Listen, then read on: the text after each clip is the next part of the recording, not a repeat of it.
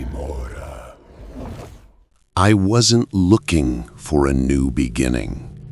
I was running from an ending. After my wife Marin passed away last winter, every corner of our house in Boston felt haunted. Not by ghosts, but by memories that refused to die. Her laugh was in the kitchen walls, her perfume in the closet air, her voice in the spaces between songs on the radio.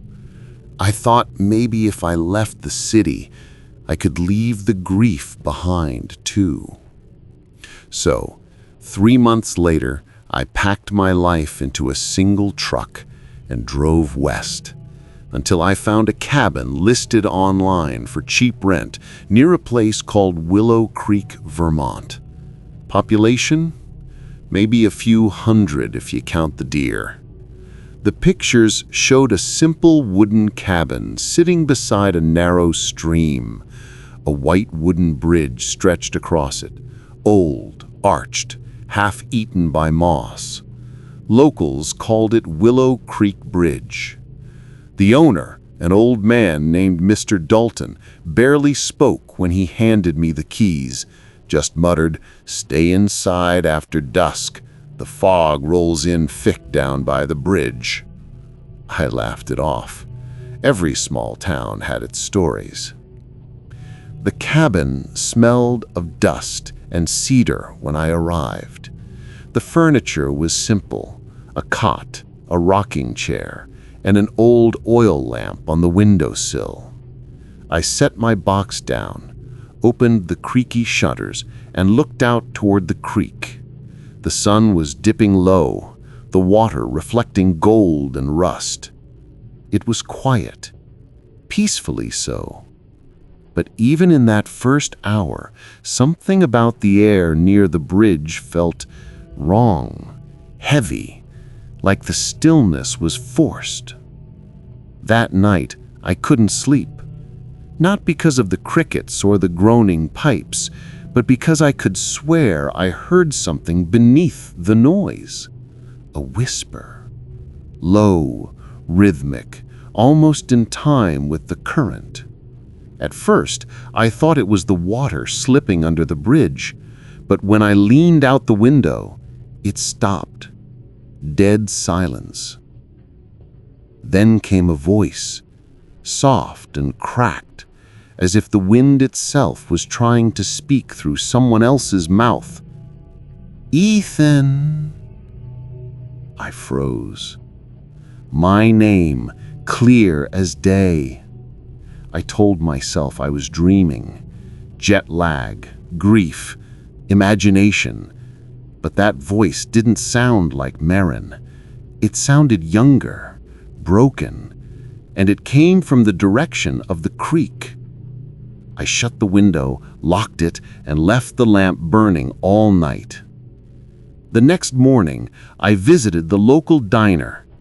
The waitress, a middle-aged woman named Ruby, had that look small-town folks have when they know everything about everyone.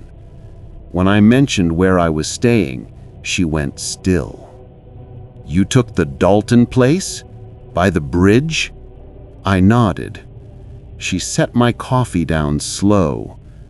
"That bridge has history. Don't go near it after dark. People hear voices down there. Some say the creek took something from them, and it wants it back." I gave her a polite smile, but she didn't smile back. When I left, an old man at the counter called after me, "If you hear her calling your name, don't answer." That stuck with me all day. By evening, the fog rolled in just like Dalton said it would. It crept low across the creek, swallowing the bridge in gray. I watched from my window, the way the fog twisted and pulsed like it was breathing. I told myself I'd stay inside, but curiosity is a stubborn disease. By midnight, I was standing at the back door, flashlight in hand, telling myself I'd just take a quick look, just to prove there was nothing to fear. The air outside was damp and cold.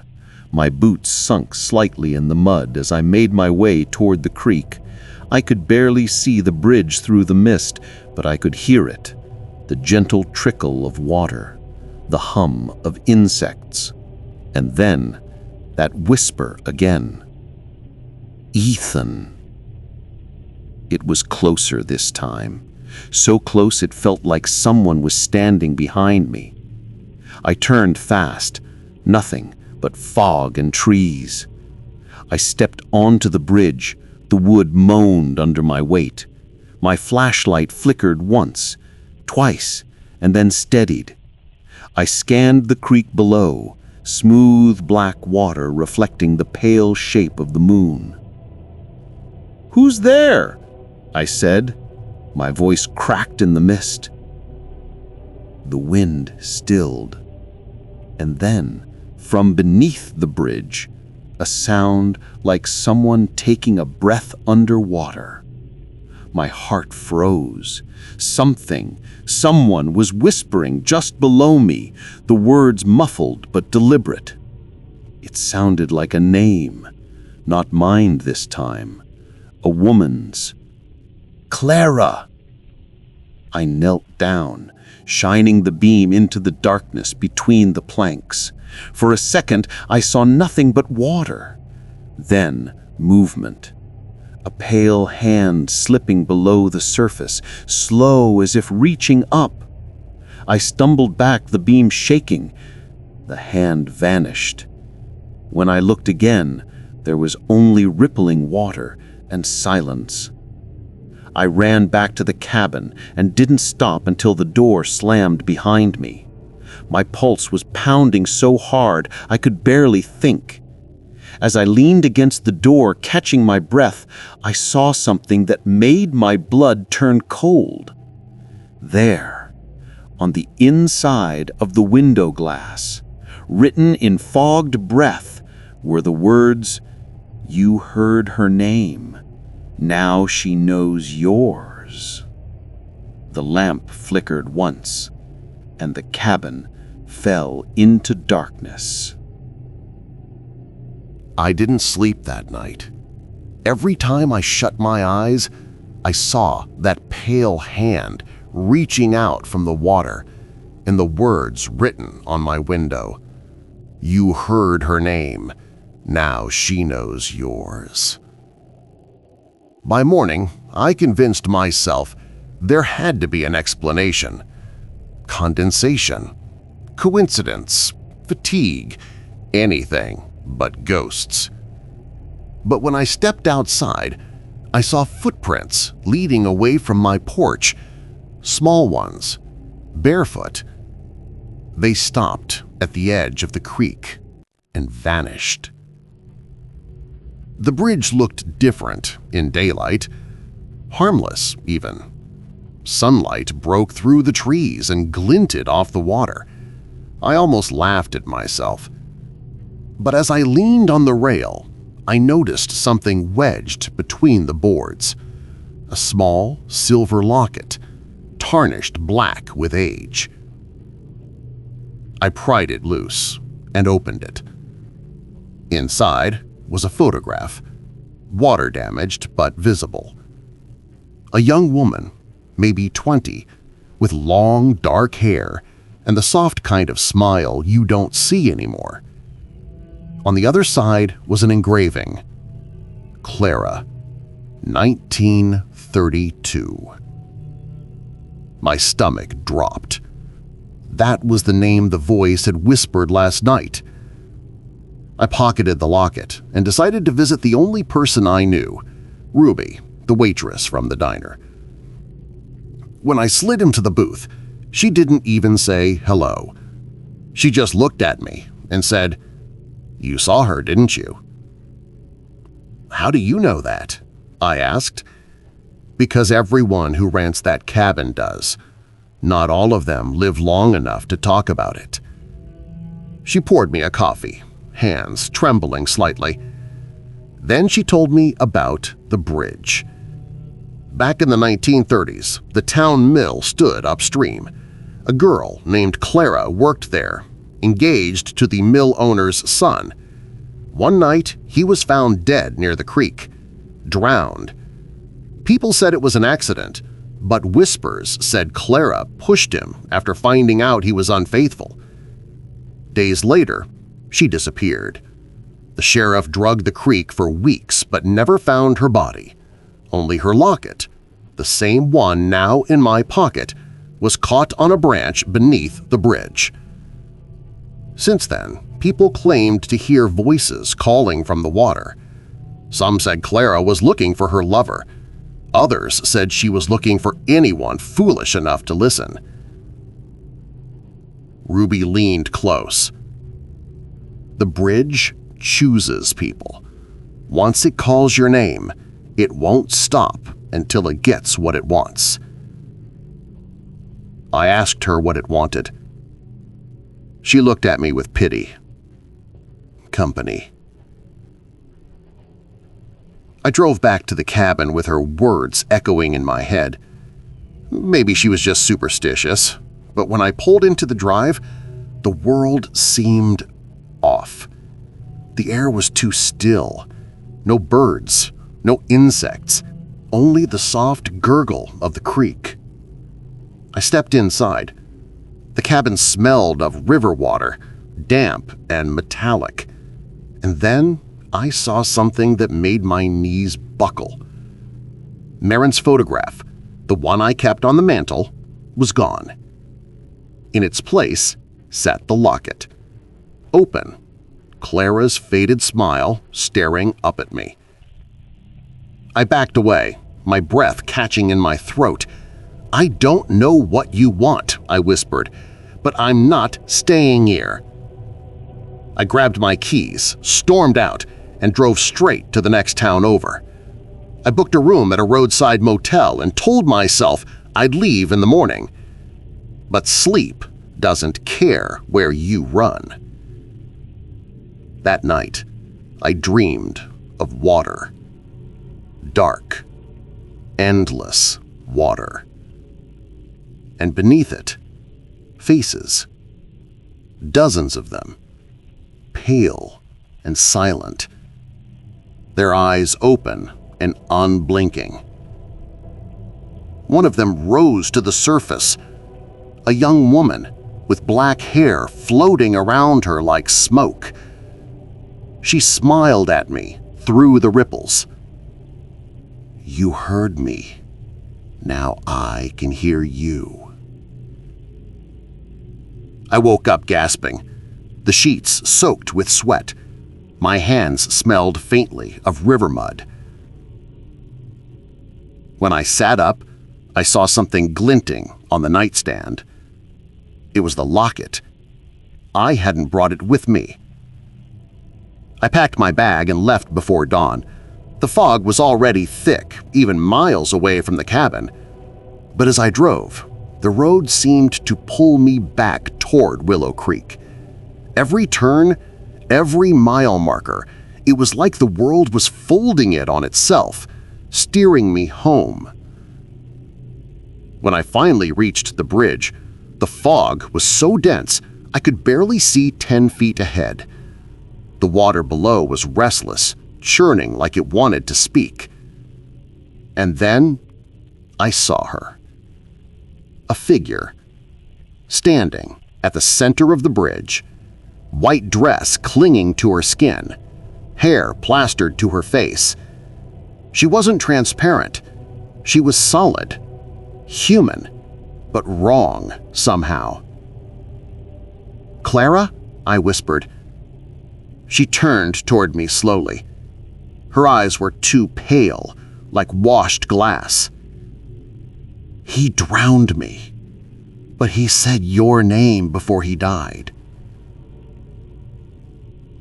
I stepped back. "What are you talking about?" She tilted her head. "Ethan, you carry his name, his blood." My breath caught. My grandfather's name was also Ethan. He'd been born in Vermont. The pieces began to fall into place like dominoes. Clara wasn't haunting me by chance. She was finishing something. The wind howled, and the boards beneath her feet groaned. She stepped closer, leaving wet footprints that steamed in the cold. "You'll stay with me," she whispered. "You'll stay until the water forgets your name." I stumbled backward off the bridge and ran. The fog swallowed everything: trees, road, sky. All I could hear was her voice chasing me, soft and relentless. "Ethan, come back." When I reached the cabin, the door was open wide. Inside, the walls were dripping, literally weeping water. My reflection shimmered in puddles spreading across the floor. And then, faintly, I heard a child's laugh from under the floorboards. The laughter came again, soft, playful, and wrong. I froze halfway through the doorway, flashlight trembling in my hand. The floorboards under my boots glistened with a thin sheet of water that shouldn't have been there. The cabin had no plumbing worth a damn. Where was it coming from? "Hello?" I whispered, and immediately hated myself for saying it. The sound of my own voice seemed to wake the house. The walls creaked like old lungs drawing a breath. Drip, drip, drip. I followed the sound toward the kitchen.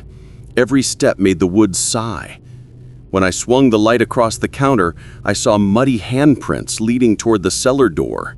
Small prints, child-sized, bare. The handle was wet. For a long moment I just stood there listening. The air smelled of rust and riverweed. Somewhere deep beneath the floor, water moved, slow and deliberate, as if something down there was stirring. I knelt, pressed my ear to the boards. A faint humming rose from below, the same note I'd heard the night I arrived. It wasn't the creek humming this time. It was the house. I opened the cellar door. A rush of cold air climbed the stairs and brushed my face like a damp hand. My flashlight flickered. The stairs were slick, every step stained dark from years of moisture. I went down anyway, whispering Marin's name like a prayer.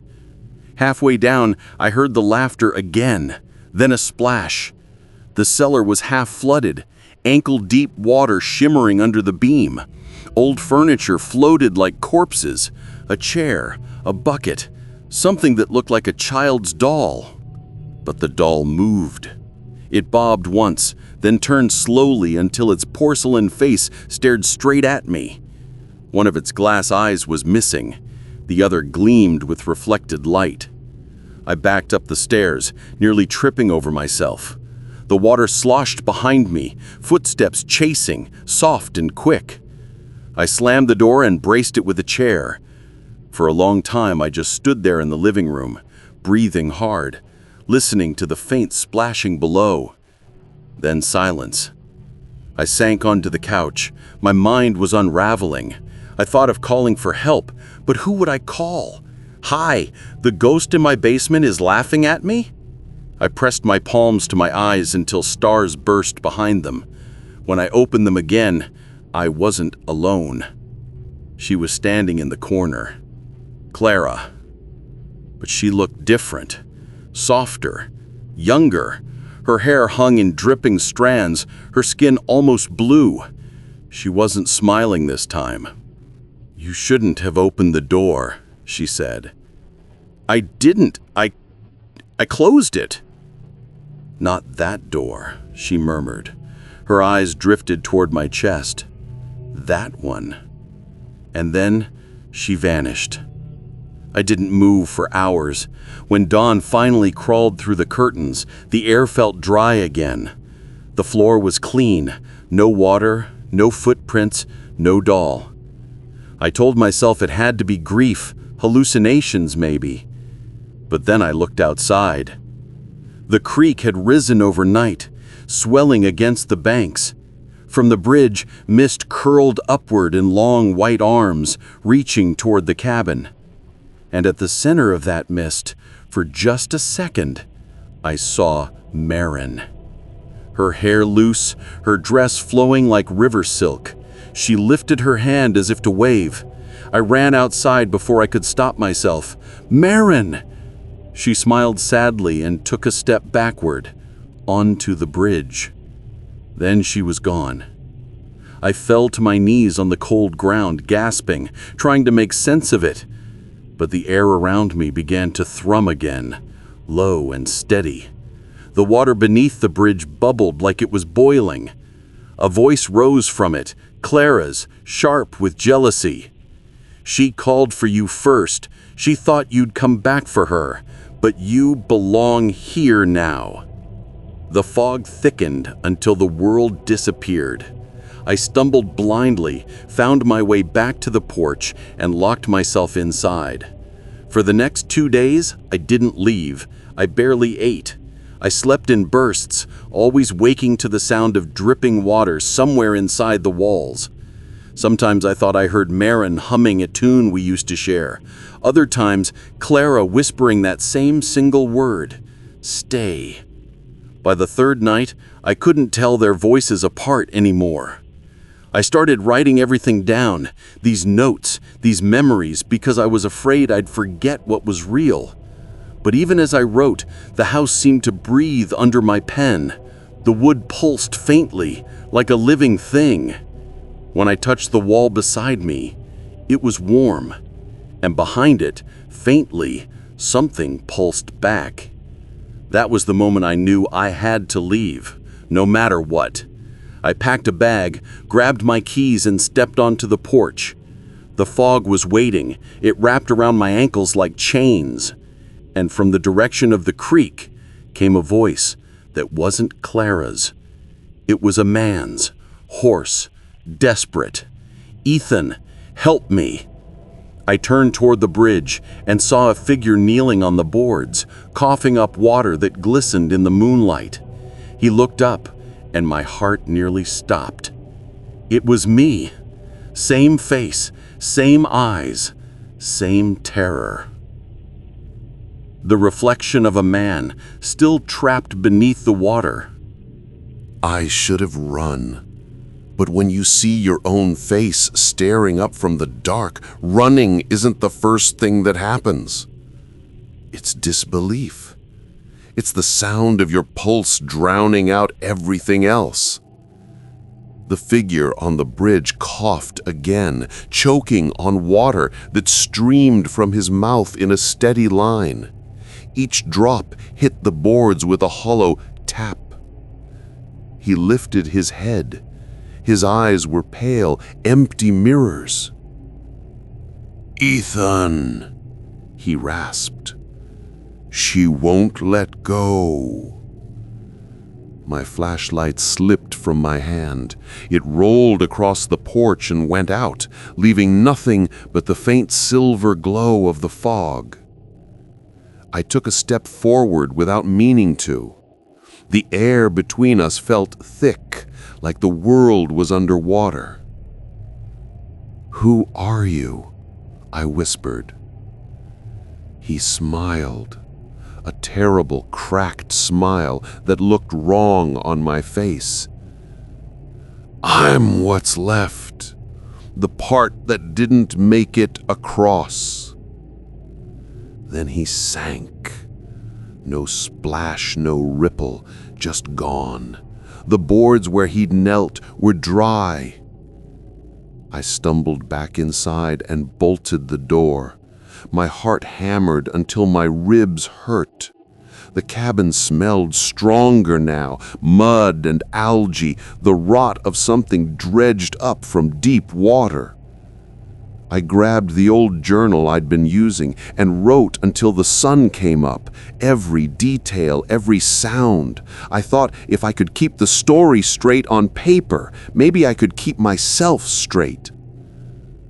That morning I drove into town again. Ruby wasn't at the diner. The only person there was a young guy bussing tables. When I asked where she was, he frowned. "Ruby?" he said. "She passed away 6 years ago." "No," I said. "I talked to her 2 days ago." He looked at me like I was the crazy one. "Sir, maybe you talked to her daughter, but Ruby Hale's been gone a long time, drowned in the creek." I left the diner shaking. Back in the truck, I saw movement in the side mirror, someone sitting in the bed. I turned, empty. But the glass kept fogging over as if someone was breathing against it from the inside. By the time I reached the cabin again, the day had turned gray. The bridge waited, silent, its wooden arch bending slightly with the mist. I couldn't stop thinking about what my reflection, the other me, had said. She won't let go. Who was she? Clara? The creek itself?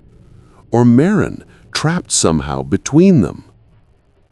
I needed answers, and the only place that might have them was the old records office up the road, the kind of place that still smelled like dust and mildew. The clerk, an elderly man with a magnifying glass hanging from his neck, helped me dig through the archives. We found a newspaper clipping dated 1932. Local woman found dead in creek. Body of Clara Beaumont recovered near the mill bridge.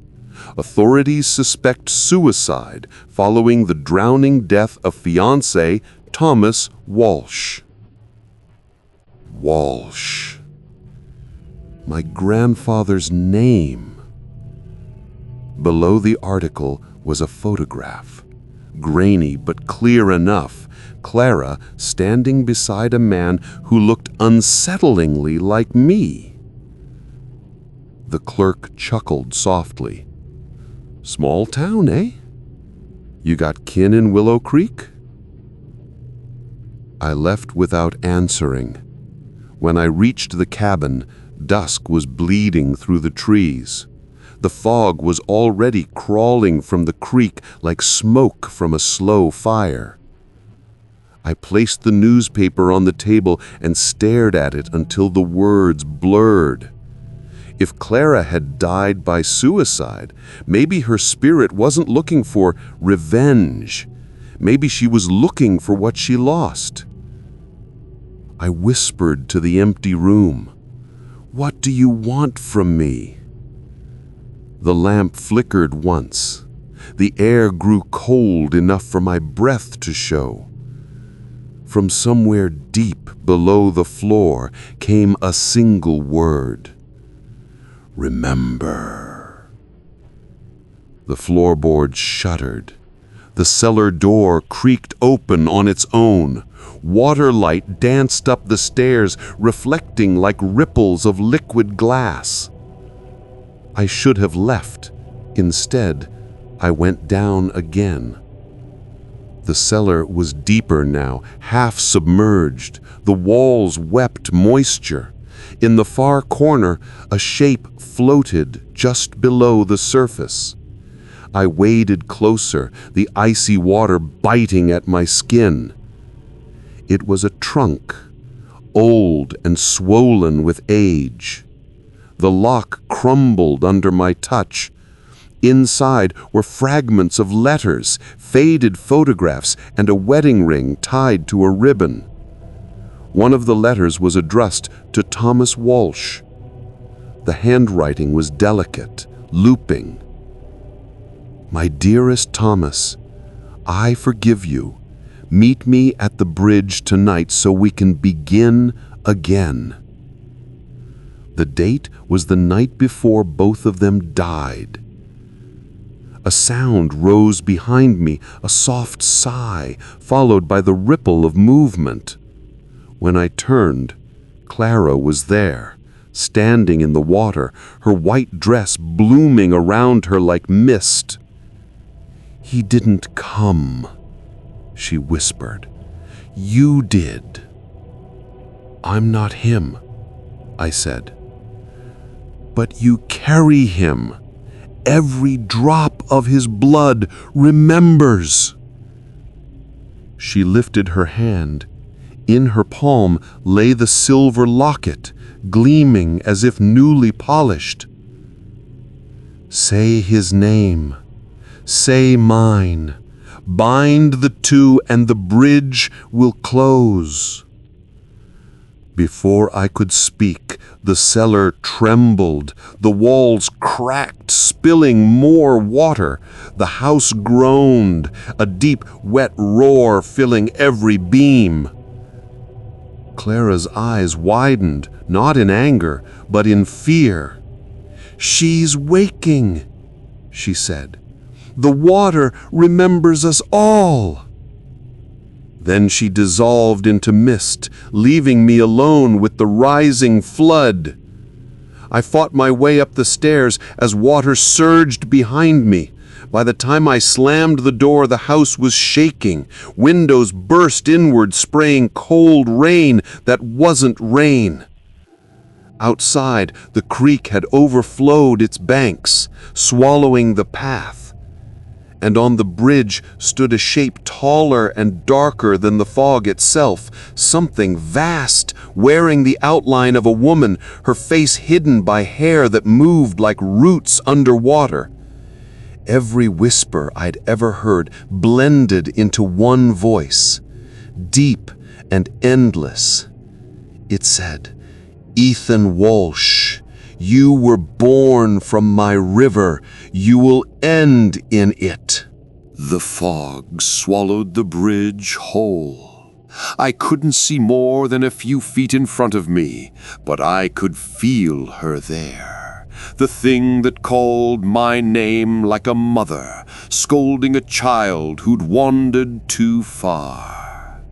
The air carried a metallic tang, like blood in cold water. Every instinct screamed to run, but some pull in my chest, that same strange echo from my dream, kept dragging me closer.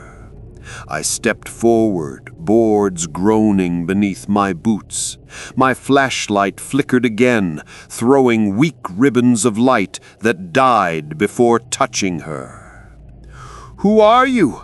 I shouted over the rushing water. The fog rippled, and her voice came from everywhere at once. "Names are for the living. You've spoken mine 1,000 times without knowing." "What do you want from me?"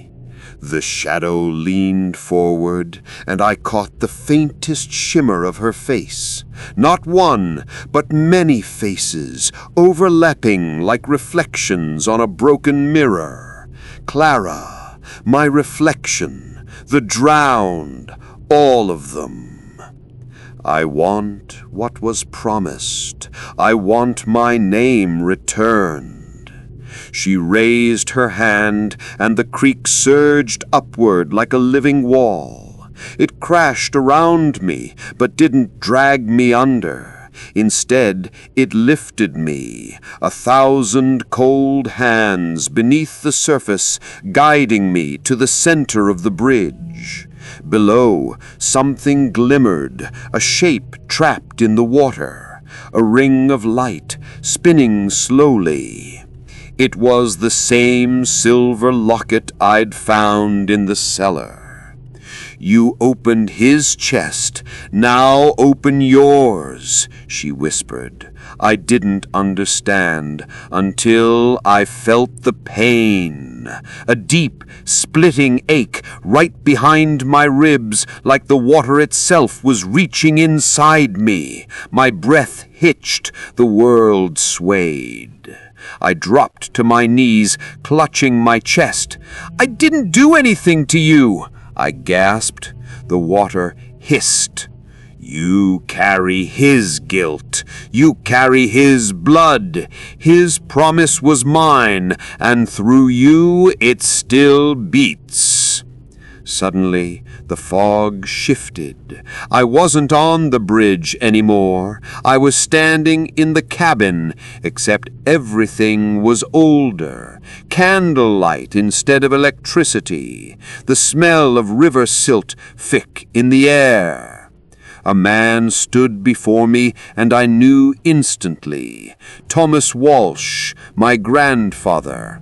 He looked terrified. "Clara, please, I never meant for this to happen," he begged. She stood in the doorway, the same white dress, soaked and torn. Her hair clung to her face like wet threads. "You left me there," she said softly. "You watched me drown."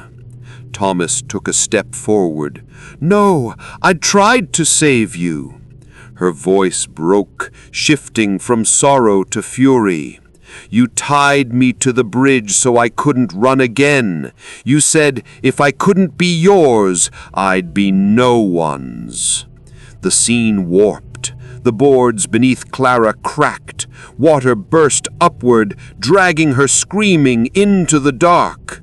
Thomas collapsed, sobbing. Then he turned toward me, saw me. "Ethan," he whispered, as though he recognized me. "It's not too late. She still wants to be heard. End it before she ends you." The candlelight snapped out.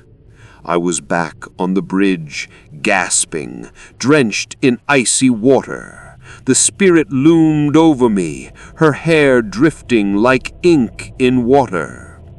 "He drowned me," she said. "He used your name to bury it. Blood binds blood."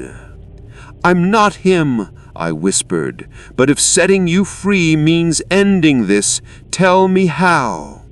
For the first time the river went silent. The fog thinned, revealing her true face, not monstrous, not cruel, just unbearably sad. "Return what was taken. Let the river remember." I took the locket from my pocket. My hands shook as I opened it. Inside was a tiny sketch, Clara and Thomas smiling.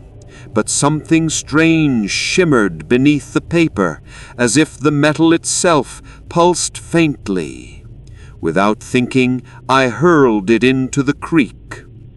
The reaction was instant. The water recoiled, then surged upward with a roar that shook the earth. The bridge cracked, splintering like bone. I fell, but instead of cold water, I landed in darkness. No sound, no breath. Just the faint echo of dripping somewhere far away. A soft voice whispered near my ear. "You gave back the memory, but not the truth." Suddenly, I was standing in a long, flooded corridor, wooden walls lined with portraits. The faces in them moved. Their eyes followed me. Every frame held someone who had drowned. Every mouth whispered my name. At the far end stood Clara again, her face half hidden behind a veil of reeds. "You weren't supposed to find the cabin. You weren't supposed to remember." "What are you talking about?" I said. She stepped closer, her reflection overlapping mine. For a heartbeat, I felt two pulses in my chest, one mine, one not. "You were born in this town, Ethan. The river never forgot you. It made you in his image to finish what he began." "No," I said. "That's not true. I came here after the accident." Her voice rose to a shriek. "There was no accident. The bridge called you back." The portraits behind her began to hum, a low vibration that built to a roar. Water gushed from the walls, rising to my chest. She leaned close, whispering through the chaos. "If you want to end it, go beneath the bridge at dawn. She'll take what's hers." Then the flood swallowed everything. I woke on the riverbank. The cabin was gone, nothing but broken boards drifting downstream. My truck was half buried in mud, keys still in the ignition. The sun was rising. The water was calm again, as if nothing had happened. But in the ripples I could see faces, countless, waiting. I looked down at my reflection. For a moment, it smiled back at me, without me smiling. And I knew then dawn was coming, and I had to go back one last time. I didn't sleep that night. How could I? The river outside whispered my name with every slow current, like it knew I was awake, like it was waiting. The cabin was gone, torn from the shore, but I stayed near what was left of the bridge. I built a small fire using driftwood, the flame weak and damp from the mist. It felt useless against the cold pressing in from every direction. As the sky bruised into pale gray, I heard them again. Voices in the fog. Children laughing, then crying. A man calling for help. A woman humming that same lullaby from my dreams. It was like every sound the creek had ever swallowed was rising back to the surface. Dawn was close. I could see the faint glow on the horizon. And with it came her. She rose from the water like smoke, the hem of her dress trailing out for yards. The fog curled around her as though afraid to touch. Her eyes weren't hollow now. They were full, deep, and terribly human. "You came back," she said softly. "I told you I would." "Do you remember what I asked?" "Yes," I said, "to give back what was taken." "Then you know what that means." I didn't answer right away. My chest tightened. I already suspected. She didn't want an object. She wanted me. The river rippled, and shapes began to form within it. Silhouettes rising like memories from the depths. Dozens of them, faces blurred, all whispering the same word in unison. Remember. And suddenly, I did. Not all at once, in flashes like lightning through fog. I saw Thomas Walsh, my grandfather, standing on this same bridge the night of Clara's death. I saw him arguing with her, jealousy twisting his face, and when she tried to leave, I saw him grab her wrist, the locket tearing free and falling into the river. He didn't mean to push her. It was a moment of panic. But she fell, and the river took her. He ran into town the next morning and told everyone she jumped, that she was unstable, and they believed him. But the river didn't. When Thomas died years later, his blood didn't leave Willow Creek. The guilt lingered, soaked into the soil, carried in the current. It waited until I came back. I dropped to my knees, hands shaking. "I'm sorry," I whispered. The spirit, Clara, stepped closer. Her face softened.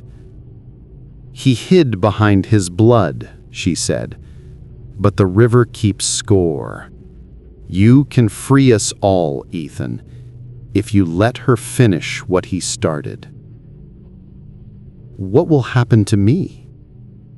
"You'll go where he should have gone." I looked down at the water. It wasn't just reflection anymore.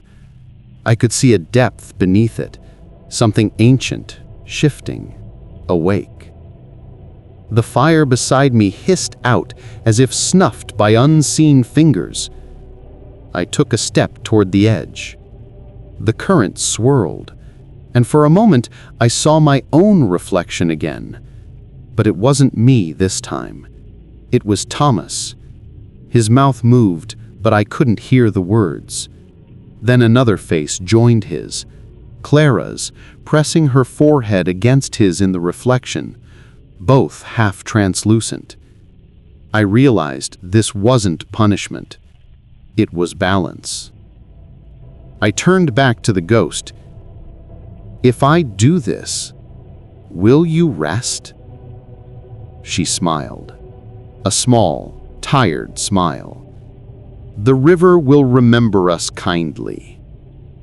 The water below brightened, glowing faint blue like moonlight under glass.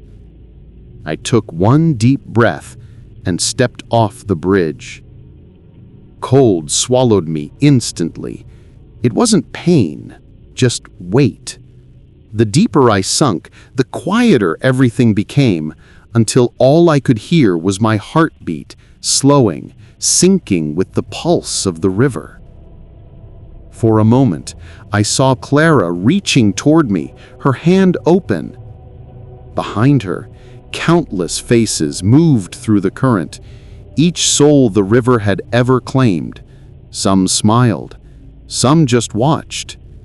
Their whispers filled the dark. "Let go." I reached for her hand, and everything stopped.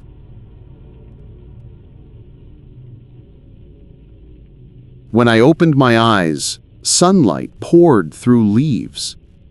The air was warm. I was lying on the grass beside the creek. No fog, no voices, just the steady trickle of water. I sat up, dazed. My clothes were dry. The bridge still stood, whole again, no rot, no cracks. It looked new.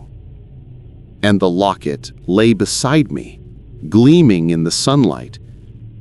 I picked it up. This time, when I opened it, the sketch inside had changed. It showed not Thomas and Clara, but Clara and me. She was smiling. The sound of laughter echoed down the creek. I turned, and for a moment I saw her standing in the water, hair drifting around her shoulders, eyes soft. Then she was gone. I thought it was over, until I drove back into town. The streets were the same, but quieter. People stared as I passed, eyes wide. A woman at the gas station dropped her coffee when she saw me. When I asked if everything was okay, she whispered, "You shouldn't be here. The river took you years ago." My stomach dropped. "What did you say?" She pointed toward the notice board outside the station. Pinned there, yellowed with age, was a newspaper clipping dated 5 years earlier. "Local man found dead in Willow Creek. Body identified as Ethan Walsh, 34, victim of presumed drowning." My name, my photo, my death. I stumbled back, heart hammering. But when I looked in the reflection of the glass door beside me, there was nothing. No face, no shadow, just the street behind me. The realization hit me like ice in my veins. The river had taken me. It just gave me back long enough to see what I'd become. The world around me shimmered. The colors drained, replaced with mist creeping along the road. And somewhere in that mist, I heard her voice one last time. "You kept your promise. The river remembers." The air grew heavy with the scent of water. My vision dimmed, and then slowly, everything faded into the gray. When the fog finally cleared, I found myself standing on the bridge again. Only this time, it wasn't rotted or half sunken. It was perfect. New boards, dry rails, the air clean as spring rain. Below, the creek ran calm, silver and slow. The same bridge, another world. I didn't feel cold anymore. I didn't feel anything. The horizon shimmered, bright and unreal. Down the road, the town glowed softly, like it had been painted over the sky. The air was heavy with the smell of lilacs, a scent I hadn't known since childhood. For a moment, I thought maybe this was peace. Maybe I'd done what Clara wanted, and this was the reward, the afterimage of the life I'd lost. But then I noticed the stillness. No wind, no birds. Even the water below moved without sound, like glass sliding over glass. "Clara?" I called. The only answer was the echo of my own voice, slightly off, as if someone else whispered it back a second later. I walked toward town. Every step felt light, unreal. The streets were the same, yet wrong in ways I couldn't name. Houses too bright, trees too green. The diner stood open, door swinging lazily. Inside, Ruby sat at the counter just like before, hands folded around a cup of coffee that never steamed. "Ruby," I said, "you're here." She looked up, smiling faintly. "You came back late again, Ethan. The river doesn't like that." Her words sent a chill through the still air. "What do you mean?" She pointed toward the window. Outside, the fog was rolling back in, slow, patient. "It sleeps in daylight, but it never lets go," she said. I stepped closer. "Where am I?" Ruby's smile didn't falter. "You're where we all go when we listen too long, where the river keeps its memories." Her eyes clouded, turning the color of deep water. Her voice softened. "You belong to it now." The world flickered, just for a moment, and I saw the diner submerged, light cutting through murky water. Ruby sat at the same counter, her hair floating upward like seaweed. Then it was gone, replaced by silence again. I ran outside. The fog thickened, swallowing the sun. My footsteps made no sound on the asphalt. When I reached the bridge, the current had changed direction, flowing backward, up the creek instead of down. And standing in the middle of it, waiting, was Clara. She looked different. No longer the drowned bride, no longer even human. Her dress was made of flowing water now, her hair a tangle of reeds, her skin pale and faintly luminous. "You freed me," she said, "but the river never stops with one soul." "I don't understand," I said. "You said it would be over." "It is, for me, not for you." Her hand brushed my cheek. Her touch felt like mist, cool and distant. "Every generation must give one back. Thomas kept me. You returned yourself. The water will sleep for a time, until it wakes hungry again." The fog coiled tighter around the banks, and in it I could see other shapes. Men, women, children, watching silently from behind the curtain of gray. All of them had the same hollow calm in their eyes. "These are the keepers," Clara whispered. "Those the river claimed before you. It dreams through us until the next name is called." The idea hit me like ice. I'm supposed to stay here forever? Until it dreams again. Her voice was gentle, almost kind. When it sleeps, we watch. When it wakes, we remember. The fog began to glow faintly, pulsing like the slow beat of a heart. I looked down at my hands. Water ran from my fingertips, though I wasn't wet. Every breath tasted of silt and rain. "You can fight it," Clara said softly, "but you'll only wake it sooner." She stepped back, fading into the mist. "Rest now, Ethan. When the river sleeps, so do we." Her outline vanished. The fog folded over itself, dimming the world until only the whisper of water remained. I don't know how long it's been since then. Time doesn't pass here. The sun rises, sets, and rises again in the same frozen loop, a sky painted on water. I've tried to leave. Every path leads me back to the bridge.